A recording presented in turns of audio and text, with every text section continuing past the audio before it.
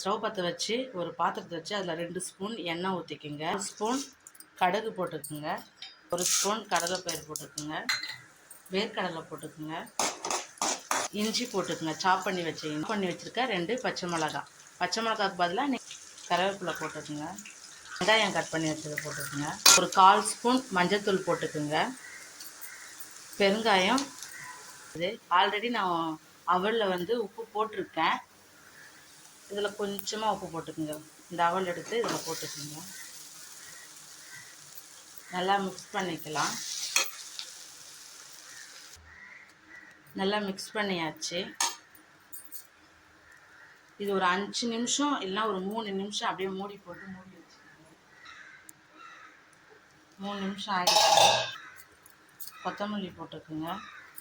பாதி Lime juice வச்சு ஊற்றிக்குங்க. Recipe ready ஆகிடுச்சு.